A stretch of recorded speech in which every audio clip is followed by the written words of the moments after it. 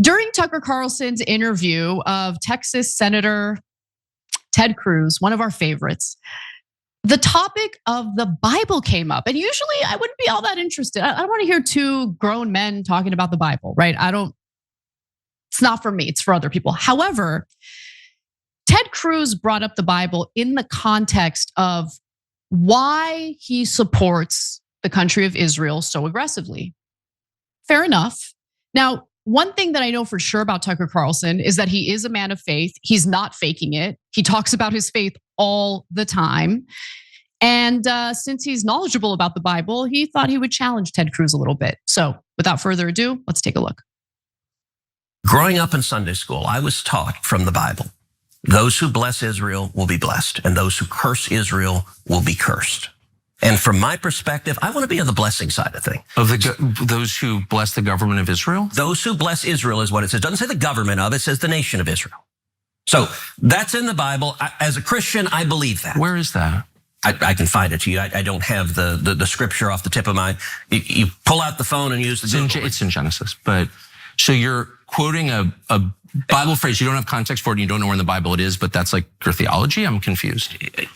What does that even mean? Tucker. I'm a Christian. I want to know what you're talking about. Okay.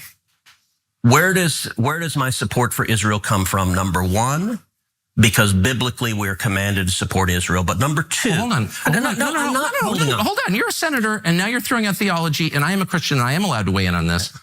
We are commanded as Christians to support the government of Israel?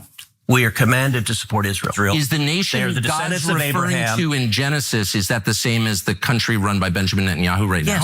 Yes. It is. Okay. That is psychotic.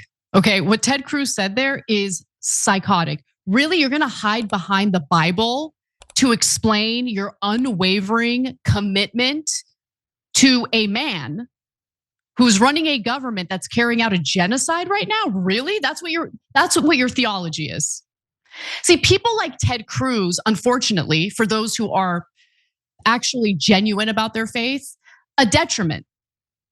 People like Ted Cruz turn people off to religion. I mean, obviously there are other reasons why people don't believe in religion. They might be agnostic, atheist, spiritual, whatever. But part of the reason why I personally got turned off by Christianity, which by the way, I grew up going to Sunday school every Sunday from like 3 to 19, okay? At no point did I learn in Sunday school that to be a good Christian, you have to support the government of Israel. Ted Cruz just made that up. He just made that up. And so he's hiding behind his religion to carry out whatever he wants to carry out, for whatever reason he wants to carry it out. I mean, obviously he's backed by AIPAC to a pretty significant degree, has taken more than $500,000 in campaign contributions from them throughout his Senate career. But don't hide behind your religion, bro. Like, just tell the truth. I mean, tell the truth. Tell us why you think it's so important to prioritize a foreign country over the country that you were elected to serve. I love the fact that Tucker Carlson challenged him on that.